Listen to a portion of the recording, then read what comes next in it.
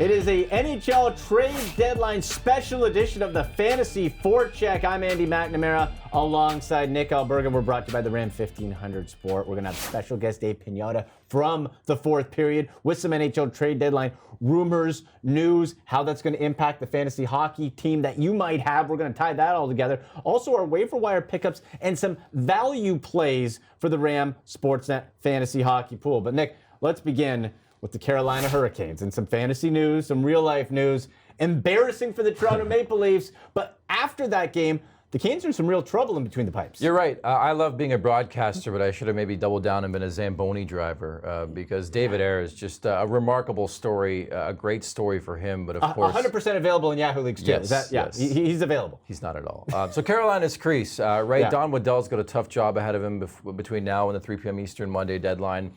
Not only James Reimer goes down, but Peter Mrazek. We know Reimer's going to miss some time. We don't know the extent on Mrazek as we speak right now, but I think you have to have on the radar right now Alex Nedeljkovic, a younger type netminder in the American Hockey League, and Anton Forsberg, more of a veteran they got from Chicago a couple years back. And speaking of the Hawks, and we'll ask Dave about this, could Carolina circle back on a guy they've been interested in a couple years now in Robin Lehner, maybe even to a veteran in Corey Crawford? We know Chicago possesses not one but two UFA to beat netminders. So no doubt the Canes looking for some help in between the pipes. Regardless of how wacky and nuts that story was, they're fighting for their playoff lives right now, Andy. And before the trade deadline, as there usually is, some deals do happen. Yeah. Tyler Toffoli for one, some other deals that could have some fantasy impact. Yeah, I'm loving Tyler Toffoli first and foremost in Vancouver. I just think that's a tremendous fit. Good on Jim Benning to sort of reward that fan base and that team for playing excellent. And what do? They destroy the Boston Bruins on Hockey Night in Canada 9-3. I was really, really impressed. And again, the fit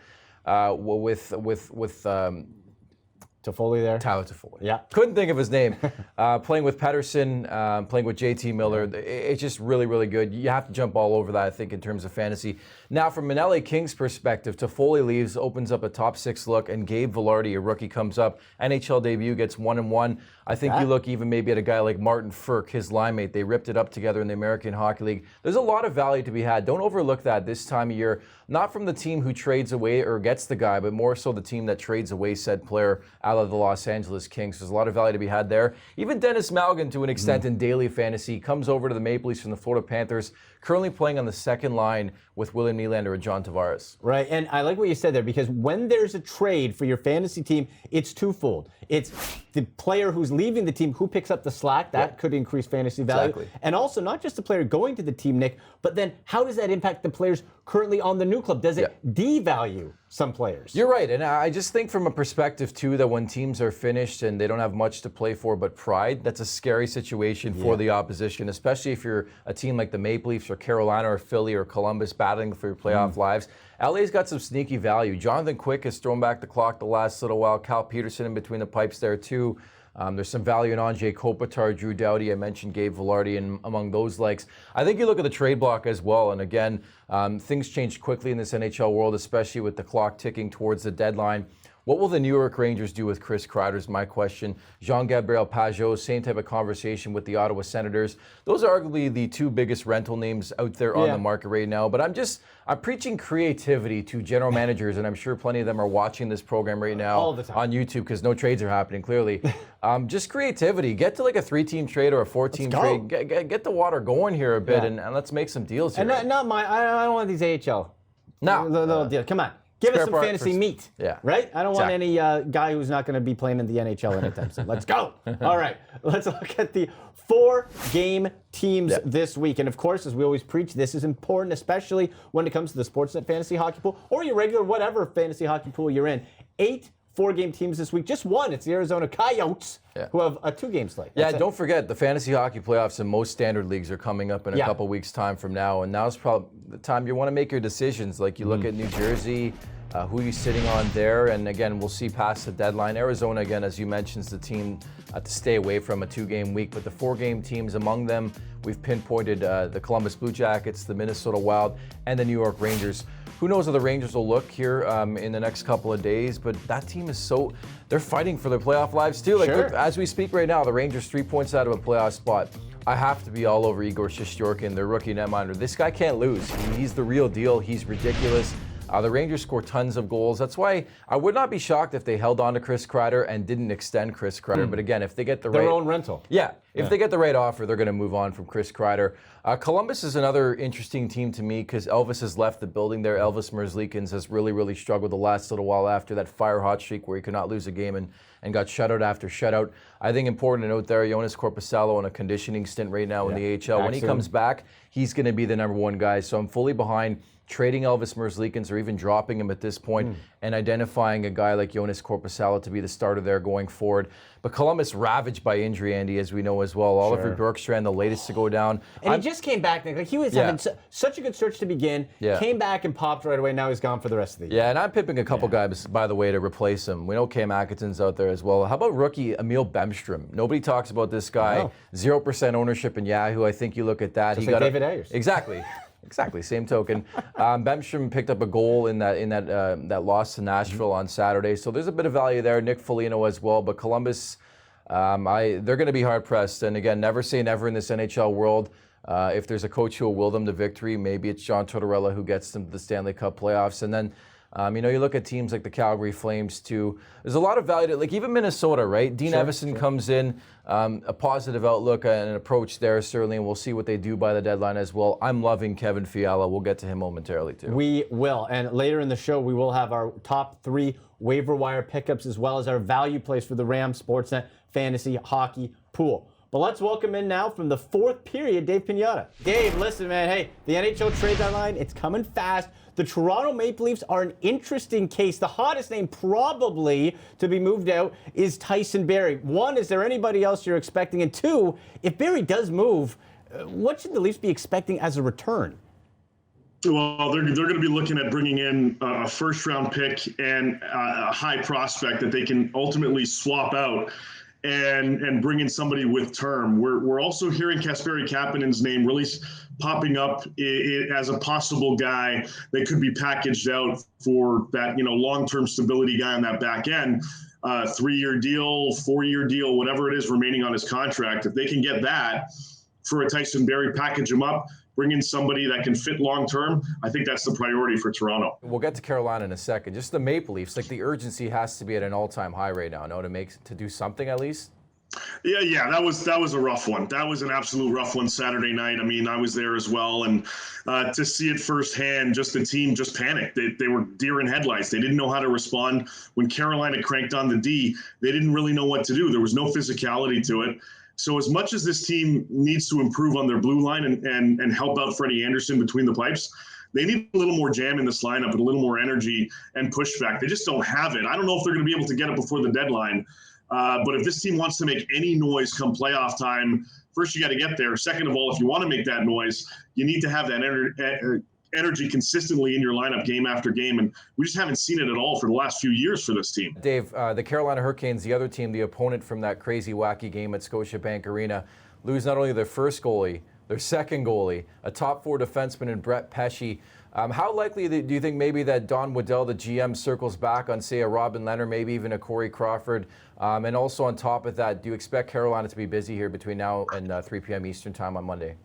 Yeah, I do, because they've got a lot of assets that they can move. They've got the extra first-round pick. They've got a pretty solid prospect pool. I mean, this is a team that's willing to make moves, and with an owner that's more than willing, to encourage that and to pay up if he needs to, in order to get this team into the postseason and create a little bit of a stir at that point too. Donnie Waddell's already reached out to Chicago about Robin Leonard. He's exploring some options, and it's funny because earlier on in the day, before all this hoopla started, they were linked to the New York Rangers and have kicked the tires a little bit on Chris Kreider. So this team might get a little bit more dangerous from a trade deadline perspective by the time we hit 3 p.m. Eastern on Monday. They've got multiple things they got to figure out. I think goaltending certainly is one of it, but trying to replace Pesce on that back end, that's going to be a priority at this point for this team. How busy do you expect the Oilers to be? I think it's going to be cosmetic changes because I don't anticipate anything overly huge happening from this team because, I mean, if it were to happen, Kenny Holland would have tried to pull the trigger on something big already to this point. I think it's smaller deals like a Tyler Innes, like somebody that's got smaller cap space that doesn't disrupt too many things for this particular team. And then I anticipate a little bit of activity, a little more activity come summertime, probably around the NHL draft, for Ken Holland to really put a stamp on this team. He's got a good understanding of what this roster looks like now and what they can do, knows how many holes they have. He's going to fill it come summertime. Ilya Kovalchuk, I mean, does he stay, does he go? I don't buy these contract talks. I think it's just a ploy to rise the price a bit. We know there's been people interested, namely the Carolina Hurricanes and Jeff Petrie, but it sounds like they're asking for the moon. Anybody else? What do you? And again, it's a tough question because you never know what Marc Bergevin is thinking. But what do you expect out of Montreal here before the deadline? I think more so than anything, he wants to make a hockey move. He wants to swap talent for talent, and I don't really know if he's going to be able to pull that off by 3 p.m. on Monday. But it might set the stage for some activity come the summertime around the draft in Montreal. So there might be some flexibility there, or some opportunity there, for them to make some noise at home. But right now at the deadline, unless they're getting a second round pick plus for Ilya Kovalchuk, that's the asking price right now. I don't even see them pulling the trigger on that one. But really, from a pending UFA perspective, you got him, you've got Kovalchuk. The price is high on him. It's high on Tatar. It's high on Petrie. I don't know if there's going to be too much activity for this team. Maybe we could see one guy that with term on his deal, the only guy that's now back healthy, Paul Byron. He was rumored earlier on in the season as a guy that they were shopping. Could be an option now before the deadline. There he is, some spicy hot take trade rumors from Dave Pagnotta of the fourth period. So thank you to him. But Nick, let's get to our waiver wire pickups this week. Who do you got? Yeah, so I mentioned earlier on Columbus, right? I'm looking at Nick Foligno and Emil Bemstrom, of course, with the Oliver Bjorkstrand news.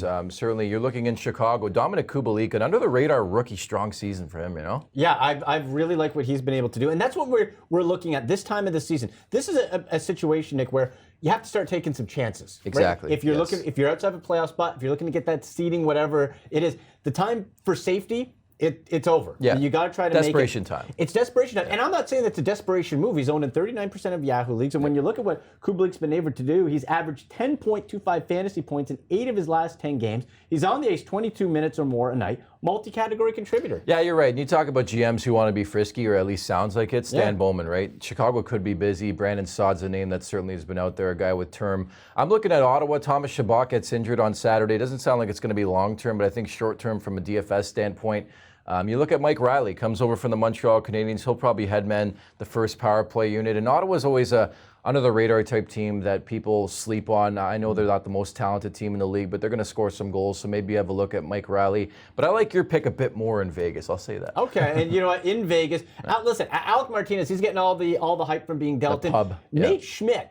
That is the better fantasy play for me. And he's only owned in 17%. I was pretty shocked when I saw that, Nick, from the season that he's been able to have in Schmidt. This is a guy, again, who's averaging over 10 points in his last slate of games. So we're looking at, again, trends. Who is hot, who is streaky, who's going to be able to push you up and over the edge. And Nate Schmidt could be that guy for defensive depth, if you're struggling with injury, or if you just have a guy who's not performing. You're right. Don't sleep on the Vegas Golden Knights. I'm not really going on a limb and saying that, but that team is starting to really catch fire under Peter DeBoer here. With that in mind, I'm going to go to the Montreal Canadiens. I expect at least one move, whether it be a Nate Thompson or an Ilya Kovalchuk. I think Kovalchuk does go, at least in my world, he does go. Nick Suzuki has provided a lot of fantasy value the last little while, a rookie. He's going to continue to get those minutes. They're really going to try to look and see what they have in this kid going forward for the final 20-some-odd games of this season. I just think there's a lot of potential, a lot of ceiling, a lot of value to be had between now and the rest of the season. So I'm all over Nick Suzuki. And last but not least, you're going to go in between the pipes, and Pavel Francouz is ripping it up right now for the Avs. Flying off the waiver shelf. Like every time I look back, it's like the update before the show. It's okay, he's owned 43%, 44%, 45% now. Like, he is going fast. And this is a case, one more time, where you're looking for that hot goaltender, 2 goalie leagues. If it's okay, maybe I'm not. Francouz, Grubauer, he's still gone. And Francouz, if you're Colorado, you're going to ride him. Now, you're going to want to pay attention at the trade deadline. If somebody else comes in for a timeshare, I wouldn't do that right now. I'd keep going Francouz. But if that happens, then that obviously decreases his fantasy value. Yeah, no, for sure. He's a perfect stopgap guy right now, and people are not giving Francouz enough credit for the type of season he's put together. Just got a fresh 2-year extension, by the way, the other day. But I think Colorado could be in the market for a goalie, a veteran-type goalie. Maybe a Craig Anderson goes back to that market and provides some stability, some insurance there, if you will. Ryan Miller's name's been linked there. So certainly, I think if the Avalanche do make a move in between the pipes, I don't don't think it would shock us very much, Andy. No. And listen, these GMs are going to be spending a lot of money. Yeah. We want to try to make you some money. And the Ram Sportsnet Fantasy Hockey Pool with our tips. And the Fantasy Forecheck, this fine show, brought to you by the Canadian exclusive Ram 1500 Sport. This full-size pickup gives Canadians exceptional capability under the hood, advanced technology inside, and impeccable styling throughout. It's the Ram 1500 Sport, and it's designed for life in the North. You've been watching all season, you know the drill, but I'm going to tell you anyway in case you're new, because the great thing about Sportsnet Fantasy Hockey League, Nick, is you can jump in this week or you can be playing all season. You choose 6 forwards, 4 defensemen, 2 goalies. Out of each position group, you tag one with the Ram capable tag. That's where you get your double fantasy points, and players are valued 1 through 4. You have 30 points to spend. Usually we put the tag on guys, but there's only so often we can say that Sidney Crosby and Leon Draisaitl they're really good at hockey. Yeah, they're really good. We're gonna go value. So 2 points or under. Who's your first value pick? I'm going to rip all 3 actually at once here. So I'm going to go Kevin Fiala, the Minnesota Wild. I think there's a lot of value. He's really finding his game, which is great to see. Removed from that trade for Michael Granlund about a year ago at this time at the trade deadline. Sean Monahan with the Calgary Flames. The Flames are going to make the playoffs here. They need Monahan to wake up. Last I heard, by the way, he's got a pretty serious hand injury. Okay. And that's why, he's dipped a bit, not to make excuses, but again, look for that going forward, especially if you own Sean Monahan. Maybe try to get away from that file. But I think, he's got to pick up his play regardless of what's going on there. And last but not least, We've pimped them all show. Tyler Toffoli, incredible fantasy value. The first 2, by the way, have a 2-point value here in the Sportsnet Fantasy Hockey Pool. Tyler Toffoli, just 1 point. He's 1 point price? 1 point. Wow. And he, again, is playing with Elias Pettersson and JT Miller. Pretty simple. Roster. Yeah. That's really good. 1 point. Yeah. Wow. All right. Well, don't tell anybody. Now they're going to change it. I know. That's a great value there. Yeah. And that's what you're looking for. Again, in a stretch in this pool, if you're in the rankings, and you want to make your move, you got to get a little risque. So that's why for me, at Ford, I'm going to get a little risky with Zach Parise of the Minnesota Wild. Little shimmy shake. Yes. 2 points. Price tag for Zach Parise. And this is somebody, he's been real streaky this year. He's getting older, right? Mid-30s. But that streak after 3 games where he was about either a 0 or a minus, he popped for 9.8 fantasy points. And this could be the start of a streak. So that's why 4-game slate for the Wild, I'm going to pop him in. Then on defense with the Blues, another 4-gamer. I'm trying to go all 4 games here, get the most out of your players. Colton Parayko, 1 point value. He was on a 13-game pointless skid before. He was awful. But the month of February, 5 goals, 10 points, really coming back. Again, you want to find someone trending in the right direction. Yes. And then finally on defense, somebody who I've actually Ram capable tagged a couple times this year, Anthony DeAngelo, call him Tony, 2 points for the Rangers. He's ranked in the 70 to 75 range, depending on your fantasy hockey league. He's just a steady stud that you can keep popping in there.